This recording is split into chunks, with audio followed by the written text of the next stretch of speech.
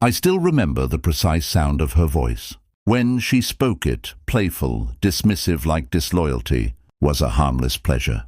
"Don't be overly dramatic, Paul. It's just one evening with my manager.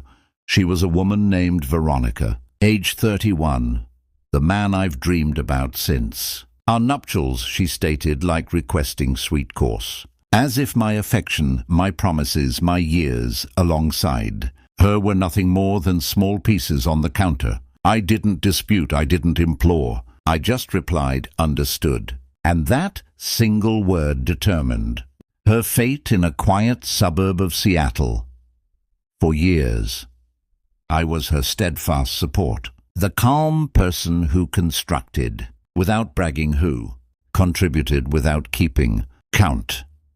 We weren't wealthy and public demonstrations, but I believed. We were abundant in reliance. She grinned at me in church, seating, kissed me at memorials, clutched my hand when existence tried to shatter me, or so I fancied. It's almost artistic how treachery conceals itself in the common. Her sudden late meetings, the scent that wasn't hers, the way her phone illuminated with his name, and she tilted it away, smiling at phantoms. Her manager, the CEO, a man named Adam, the person she admired more than she ever admired me, but she never once inquired what I did, who I truly was. She only perceived the gentle husband, the man who never raised his tone. She mistook my quiet for insignificance. The evening she confessed I observed her depart in an attire I had acquired,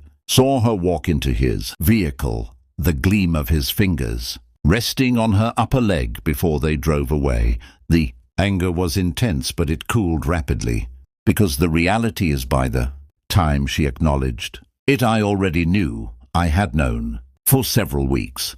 I had the hotel bookings, the taped conversations, the messages where she pledged him matters she never whispered to me. Wound transformed into objective, and I began to devise. My world isn't the one she believes I inhabit. She thought she married an examiner of accounts. Figures, data, nothing perilous. But figures establish empires. Figures shatter them too. I am not just an accountant. I am the individual chief. Executive officers summon when authorities breathe down their necks, when unions need stabilizing, when secrets must be hidden deep in offshore storage places. And her suitor, the CEO she cherished, relied on me more than anyone. I didn't require fists. I didn't need shouting. I only required endurance. I tightened connections. Gradually, like a arachnid, shifted numerals, rerouted capital, waited for the moment when his realm depended on a single, delicate support, and then I inserted the sharp implement in her grasp. The morning following their evening together, his call boomed through the residence. I stood in the kitchen sipping coffee when her phone screamed. Our entire consolidation just disintegrated. "Who exactly did you say your partner is?"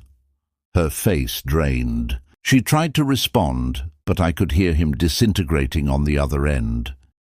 Financial institutions, withdrawing partners, retreating supervisors, circling like predators. Everything he assumed was firm had turned to dust overnight, and she was standing directly in the middle of it. Permitted her to handle that call.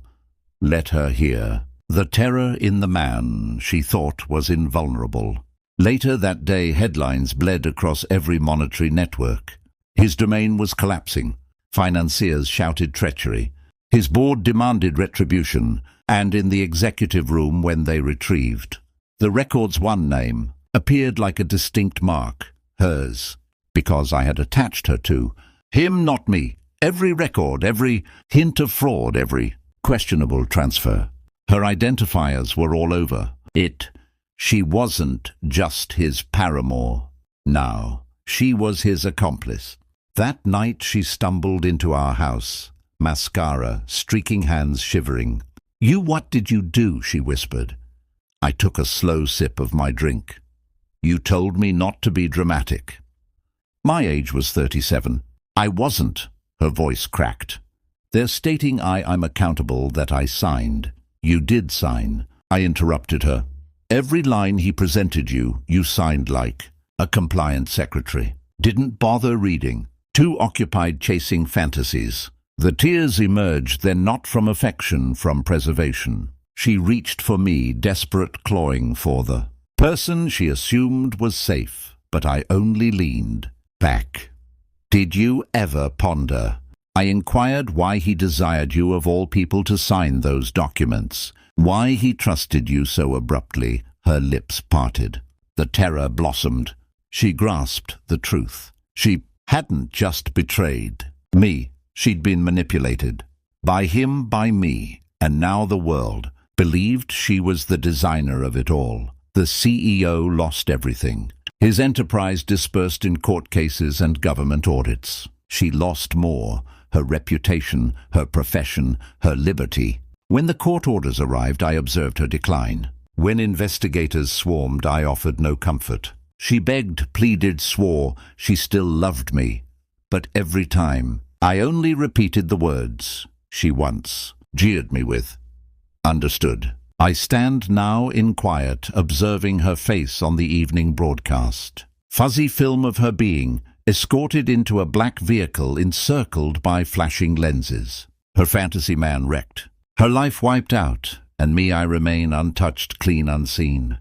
She thought treachery was a pastime. She thought authority belonged to the loudest man in the vicinity. But genuine power is discreet, enduring, precise. I sip my beverage and deactivate the television. For the initial time in years, I sense nothing at all, and that is the most gratifying vengeance of all. Thanks for watching. Make sure to hit that subscribe button and join the Home Exposed family for more amazing stories.